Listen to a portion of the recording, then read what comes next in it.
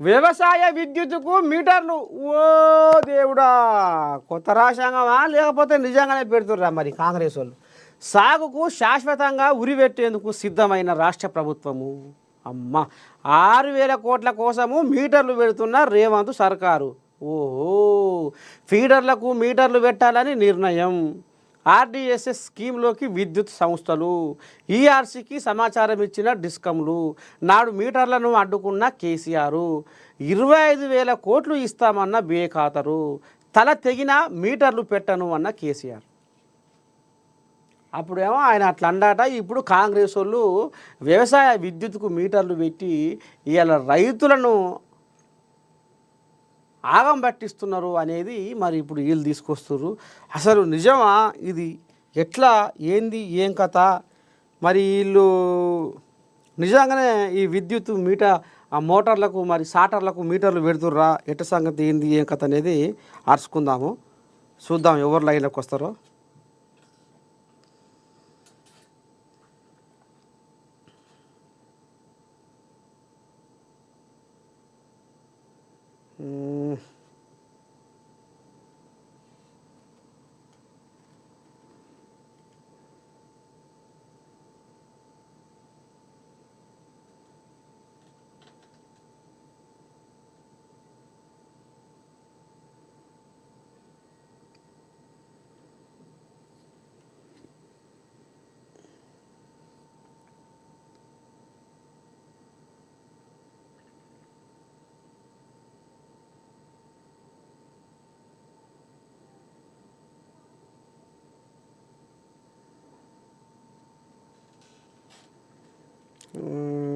ఉంటామ్మా.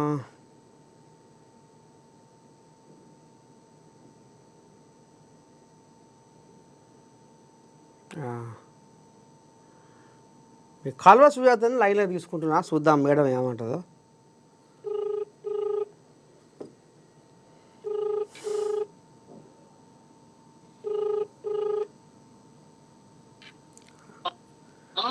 నమస్తే తల్లి. అమ్మా, నేనమ్మా నర్సయ్య తాతను మాట్లాడుతున్నా. అమ్మా, మార్నింగ్ న్యూస్ లైవ్లో ఉన్నారమ్మా మీరు? ఏమి లేదు తల్లి, ఇప్పుడు వ్యవసాయ విద్యుత్కు మీటర్లు పెడుతుర్రు కాంగ్రెస్ వాళ్ళు. ఇక రేపు రైతుల గుండెలు ఆగిపోయే కాడికి వచ్చింది. మరి రైతు బంధు రైతులకు ఎడబెట్టిందే తాత. ఒక్కటేమన్నా ఫోటోలు తీసి వాళ్ళు కట్టిన బిల్లు ఏమన్నా ఉంటే పంపిమను. అదేమన్నా కేంద్రం ఏమన్నా పెడితే కేంద్రం మీద ఒత్తిడి చేస్తుంది తప్పించి మేం పెట్టేది ఏమి ఉండదు. అట్లాంటిది అన్ని ఆలోచనలు. అట్టనా? ఇగో నమస్తే తెలంగాణ రాసిన తల్లి, వ్యవసాయ విద్యుత్కు మీటర్లు పెట్టబోతుర్రు అని. మరి ఇప్పటికే 6,000 కోట్ల కోసం మీరు మీటర్లు పెడుతుర్రట. నమస్తే తెలంగాణ మాటలు ఏంటి అయిపోయాయి. వేరే పేపర్లు వస్తే ఏమైనా ముచ్చట మాట్లాడదాం కానీ నమస్తే తెలంగాణకు పేపర్ న్యూస్ లేకపోతే కాంగ్రెస్ మీద ఏడ్చుడు, ప్రభుత్వం మీద ఏడ్చుడు కదా తాత. అంతేనా? అదే పని పాట లేదు. పొద్దుగాలు లేచి అలా కాకకి ఎంతగానో దీనికి వచ్చిండో ప్రెస్టేషన్ కి, ఆ పేపర్ కూడా అంతే ప్రెస్టేషన్ లో ఉన్నది. అదే ఏం మాట్లాడాలో తెలియక కాంగ్రెస్ దిక్కిపోయిండు. గదే ముచ్చట గళ్ళు వస్తుంది కదా మళ్ళా. అంతే అంటావా? మరి ఇప్పుడు మీ సర్కార్కి అయితే ఏం ఆలోచన లేదు కదా మీటర్లు పెట్టే ఆలోచన? ఇగో ఎలక్షన్ల ముందు ఒక మాట ఇనిండొచ్చు. వాళ్ళది ప్రచారం ఏమని చేశారు, కాంగ్రెస్ వస్తే కరెంటు తీసేస్తారు, 24 గంటల కరెంటు మేము ఉచితంగా ఇచ్చినాము, కాంగ్రెస్ వస్తే కరెంటు తీసేస్తుంది అని ఓ చెప్పారు. ఇప్పుడు 16 నెలల గవర్నమెంట్ వచ్చి కరెంటు పోయిందా అనన్న బయల కాడ గాని ఇళ్లలో గాని 24 గంటలు ఉచిత కరెంట్ ఇస్తలేమో మేము. ఇప్పుడు ఆ ముచ్చట అడగాలి వాళ్ళకి. ఈ ముచ్చటకి ఇట్లా బదలాం చేస్తారు కదా, ఆ ముచ్చట ఏమైందని అడగండి. అదే సిగ్గుచేరం లేదా పేపర్ కి, పనికి మళ్ళీ పేపర్ కి. అయ్యా అదే అవుతా మళ్ళా పబ్లిక్ ని పిచ్చోళ్ళని చేసి పబ్లిక్ ల మనోభావాలతో ఆడుకుంటుంటే ఉటి కూర్చుంటామా? వాళ్ళు ఇప్పుడు ఏమంటున్నారు? ఏ విధంగా రైతులు అన్ని విధాల ఆనందంగా ఉన్నారు. అన్ని అడిగినన్ని ఇచ్చేస్తుంది ప్రభుత్వము. రైతు బంధు అంటే రైతు బంధు పడబట్టే వాళ్ళు 2 లక్షల రుణం ఉంటే బ్యాంక్ లో తీర్చేయబట్టే, వడ్లకు బోనస్ ఇయ్యబట్టే రైతులు ఎక్కడ కూడా దంగకపోతున్నారు. ఇక వాళ్ళకు ఏదన్నా ఒకటి చేసి వాళ్ళని మాయ చేయాలి కదా రైతుల్ని. కాంగ్రెస్ అధికారంలోకి వస్తే వ్యవసాయ మోటార్లకు మీటర్లు వస్తాయి, ముక్కు విండి బిల్లులు వసూలు చేస్తారు అని అసెంబ్లీ ఎన్నికల సమయంలో కేసీఆర్ చేసిన హెచ్చరికలు ఇప్పుడు నిజమవుతున్నాయి అనేది ఇప్పుడు ఇక వాళ్ళు దంచి కొడుతున్నారు ఇప్పుడు. మరి ఇప్పుడు రైతులు కరెంట్ ఉండదని హెచ్చరిక కూడా చేసిండు కదా మా తాత, మరి కాక ఆ కాక హెచ్చరిక చేసిండు. మరి కరెంటు ఉన్నదా పోతుందా కదా ఒక్కదానికే నాకు నిదర్శనం చాలు. ఇక వేరే ఏమి ఆ పనికి మళ్ళీ పేపర్ తోని మనకు లొల్లి కాదు గాని కాంగ్రెస్ వస్తే కరెంట్ పోతుంది, కరెంట్ తీసేస్తారని చెప్పిండే లేదా? రేవంత్ రెడ్డి అమెరికాలో ఉన్నప్పుడు రైతుల పేర్ల మీద దోపిడీ చేస్తున్నాడు, రైతుల పేర్ల మీద అబద్ధాలు ఆడుతున్నాడు. ఒక్క ఎకరం ఉన్నోనికి 1 గంటల భూమి తడుస్తుంది, 2-3 గంటలలో భూమి తడుస్తుంది అంటే ఒక కాంగ్రెస్ వాళ్ళు చూడు ఇక 3 గంటలు కరెంట్ ఇస్తా అంటున్నారు, అంత కరెంట్ తీసేస్తారని మా మీద బదలాం లేపిరి. ఆడపేర్ల మీద దోపిడీ చేస్తున్నాడని రేవంత్ రెడ్డి మాట్లాడితే ఉచిత కరెంట్ అని వాళ్ళ పేర్ల మీద దోపిడీ చేస్తున్నాడని రేవంత్ రెడ్డి చెప్పబోయిండు. దానికి ఆలయం తీసుకున్నారంటే ఆ దోపిడీ బయట పడకుండా చూసినవా కాంగ్రెస్ వాళ్ళు వస్తే 3 గంటలు కరెంట్ ఇస్తా అంటున్నారని చెప్పారు వాళ్ళు. గట్లుంటది అలా ముచ్చట. అదే మరి నిజమా కాదా? మరి రైతులు ఏమైనా ఆగమవుతారా? మరి ఏమన్నా పిసికిలో పడతారా? రైతులు సంతోషంగా ఉన్నారు, వాళ్ళని ఆగం చేయాలి కదా ఇప్పుడు కేసీఆర్. గుమాస్తా పేపర్ అట్టనా? మామూలుగా ఉండదు అలా లొల్లి. అంటే ఏం సుధరాయించలేదు, ఏం అన్నికి సుధరాయించలేదు. గవర్నమెంట్ ఎట్లా తీసాల, ఎట్లా బదలాలు చేయాలి, ఏం చేసినా ఈ లైలో పడతలేరు పబ్లిక్. ఏదో ఒకటి అబద్ధాల ప్రచారాలు చేయాలి. గుమాస్తా పేపర్ నేను అమ్మితే మాట మనం నట్టేట్లా ముడగాలని గుమాస్తది. అట్టనా? నువ్వు అట్లనే అంటావు. ఇక మరి తల్లి ఇప్పుడు ఎందుకంటే జనాలు చూస్తుర్రు. ఇక మరి ఏమో మరి మీటర్లు అంటే అమ్మో మరి రాబోయే రోజుల్లో నిజమో మరి మీటర్లు పెడతారా ఏంది? వాళ్ళ గుండె ఇప్పుడు దడ అంటదా ఏంది ఏం కథ అని అందుకనే మరి మీకు ఫోన్ చేస్తే దడ ఏం భూములు పడొద్దని రైతుల పక్షాల పనిచేస్తున్నావు.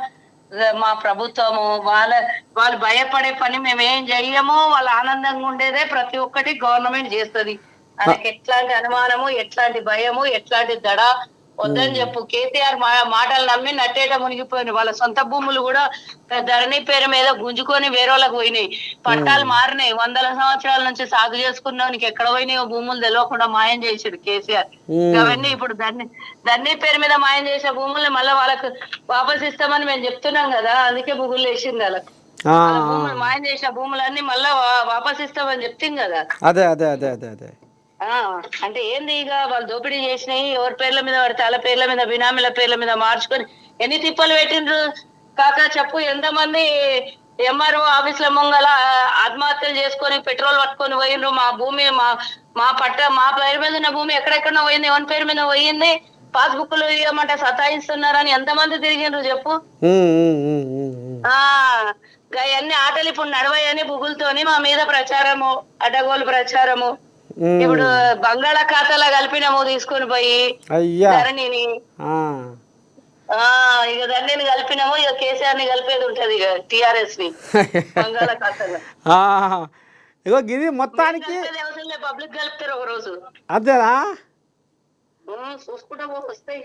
ఏమో అమ్మ మరి ఆయన ఇక రేపు నేను ఇంతవరకు దాకా బయటికి వెళ్ళలే. ఇక ఇప్పుడు రేపటి సందికి నేను ఫామ్ హౌస్కి వెళ్ళి బయటికి వెళ్తా, ఒకరొకరు అంచు చూస్తా, ఒకరొకరి సంగతి చెప్తా అంటుండు. ఇక మరి వెళ్తేనే మంచిగా అని మేము అంటున్నాము.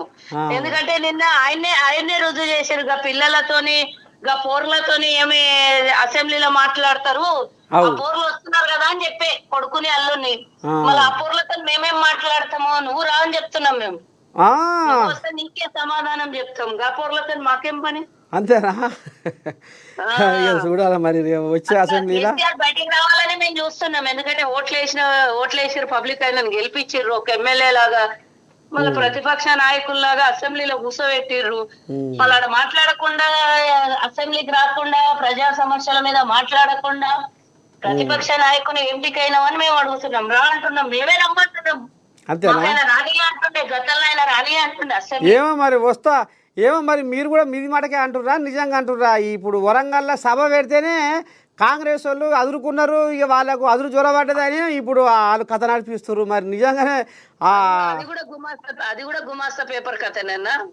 ఏమో మరి ఇక వాళ్ళు వరంగల్లో సభ పెడితే ఇప్పటికే కాంగ్రెస్ వాళ్ళకు దడుపు పుట్టింది. మరి ఇక ఆయన అసెంబ్లీకి వస్తే తట్టుకుంటారా ఇంకా అనేది మరి ఇది కూడా చర్చ నడుస్తుంది. ఊరికే ఇట్లా వస్తాం వస్తాం వస్తాం అని కాదు, రమ్మని మేమంటున్నాము. రా ఒకసారి రా రా ముఖ్యమంత్రి ముఖంలో ముఖం పెట్టి మాట్లాడు. ఒక దళిత స్పీకర్ ముఖంలో ముఖం పెట్టి నమస్తే పెట్టు. దమ్ముందా చూద్దాం మేము కూడా. దళితుని ముఖ్యమంత్రిని చేస్తాను చేయలే. మేము ఈరోజు అసెంబ్లీలో స్పీకర్ ని చేసినాం దళితుని. మాకు నీకు తేడా ఉంది కదా. అంతేనా? సరే తల్లి, పబ్లిక్ ఇచ్చిన మాటలు మోసం చేసిన మాటలు ఎవరు మర్చిపోరని చెప్పి ఆయనకి. అంతే అంటవా? బరాబర్ బస్తీ మీద సవాల్ రమ్మని చెప్పు అసెంబ్లీకి. సరే చూద్దాం. మరి ఇక రేపు అసెంబ్లీకి వచ్చినాక ఆయన ఏం మాట్లాడతాడు, మరి ఇక మీరు ఏ రకంగా సమాధానం చెప్తారు, ఏం కథ చూద్దాం. అసెంబ్లీకి ఇంకో కొంచెం టైం ఉన్నది, అప్పటిదాకా పబ్లిక్ లో రమ్మని వస్తా అంటుండు. నేను రేపటి సంది వచ్చేదే ఒక్కరొకరు సంగతి చెప్తా, ఒక్కరొకరు అంత చూస్తా. 3 రోజుల సభ యాడున్నాడు? వస్తాడు ఇక నిజమైన సభ అలసిపోయింది పెద్ద మనిషి. చెప్తా అని రేవంత్ రెడ్డి అన్నట్లు ఆయన అనబోతుండేమో గాని అన్ని మేమేం చేస్తే అవి నకలు కాపీ చేస్తాడు. కాళేశ్వరం కథ బయట పడుతున్నారు కదా, రమ్మని మేము కూడా చూపాలి. సరే తల్లి, ఇక మరి నీ మాట విన్నాకనైనా ఇక మరి తెలంగాణ ఆర్యవైశ్య కార్పొరేషన్ చైర్పర్సన్ మరి కల్వ సుజాతమ్మ చెప్పిన మాటలకు జర మాకు సంతోషం కలిగింది అన్నట్టుగా మరి ఇక రైతులు జర నిమ్మల పడతారేమో అనుకుంటున్నా నేను. నిమ్మలంగా ఉండమని చెప్పు. సరే తల్లి, సరే. కేసీఆర్ అరిఘోష పెట్టించండి, రైతులకు వరేస్తే ఉరి అన్నాడు. పండించినప్పుడు కొంటున్నాము, మళ్ళా మీదకెళ్ళి బోనస్ ఇస్తున్నాము, 2 లక్షల రుణం మాఫీ చేసినాము. ఇంకా వాళ్ళకు ఏ కష్టం లేకుండా ఉండాలని చూసుకునేదే మా బాధ్యత. అట్లా కరెంట్లకు మీటర్లు పెడతాము, బోర్లకు మీటర్లు పెడతాము, అన్ని కళలు ఊహించుకుంటుండేమో. కేసీఆర్ నిద్ర పడతలేనట్టున్నది. ఏం చేయాలి కాంగ్రెస్ ని బదలాం చేయాలంటే అని, ప్రభుత్వాన్ని బదలాం చేయాలంటే కళలో నిద్రపోతలేడు రేవంత్ రెడ్డి పేరు. నిద్ర పడుతుంది ఆయనకు? అయ్యో పడతలేదు కదా, అధికారం లేకపోతే కేసీఆర్ కి నిద్ర పడుతుంది. ఆయన ఇప్పుడు నిద్రపోతాడు, మిమ్మల్ని నిద్ర పార్టీ పదవుల కోసం కొడుకు బిడ్డ కొట్లాడుకుంటున్నారు. మళ్ళీ ఆయనకు కూడా ఏమైనా ఉద్యోగం కావాలి కదా. ఓ అమ్మా, ఇప్పుడు ఈ పంచాయతీ పుట్టినట్టేనా నా కుటుంబంలో? పుట్టలేదా? మరి నువ్వు గట్ట చెప్తావు. లేకపోతే చూసినావు కదా బాబ్ బేటా సవాల్ అనే కదా, ఒకటే బిడ్డ కళ్ళేర పెట్టి చేసింది. అల్లుడు మొహం పెట్టుకున్నాడు. ఓ అమ్మా, ఇప్పుడు ఆయన శరీరానికి వచ్చిందిగా. ఇప్పుడు కాళేశ్వరంలో మేడిగడ్డ మీరేదో నాణ్యత లేకుండా కట్టిర్రు, ఎన్డీఏసీఐ ఇలా ఏదో తప్పు చూపిస్తుంది, మేడిగడ్డ ఇదైంది అదేదని చెప్తే అదంతా కాదు, అదంతా మేము ఆధారాలు బయట పెడతామని ఇప్పుడు హరీష్ రావు మన శరీరానికి వచ్చిందిగా. మరి బాగానే దినాంగ అదే ముచ్చట చెప్తున్నాడు. బయట ఆధారాలు అంటే ఏంది? అది కూలిపోలేదని చూపిస్తారా, లేకపోతే అది మళ్ళా ఏమన్నా మాయ చేసిండ్రు, 2 ముక్కలు చేసారు కాంగ్రెస్ వాళ్ళు వచ్చి మేము మళ్ళీ అతకబెడతాం, గమ్మేసి అతకబెడతామని చెప్తున్నాడు. ఏం చెప్తాడు?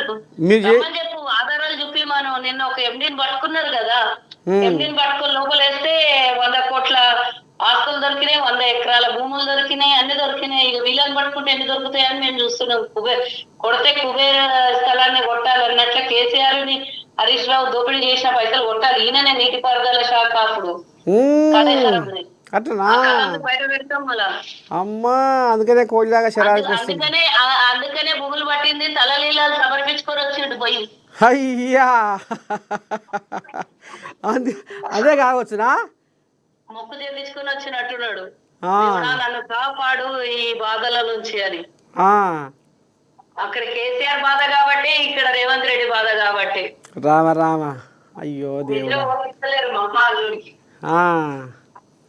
ఇక కొడుకేమో నాకు పదవి రావాలి అన్నాడు. ఆయన కాల్జారు పడ్డా నేను 15 దినాల దాకా బయటికి వెళ్ళా అని చెప్తున్నాడు. అంటే ఇప్పుడేమో ఏమో మరి అంటారు చూడు, ఏ క్షణాన ఏమయ్యేది తెలియదు, ఏ రోజు ఏ గడవ ఎదురయ్యేది తెలియదు తల్లి. మరి ఇక ఆయన జిమ్ చేస్తుంటే ఏదో కాలు జారిపడి ఏదో నరం పట్టుకుందట. మరి ఇక ఏం చేద్దాం, గాచారం బాగాలేకుంటే గిన్ని గండాలు ఎదురవుతాయి.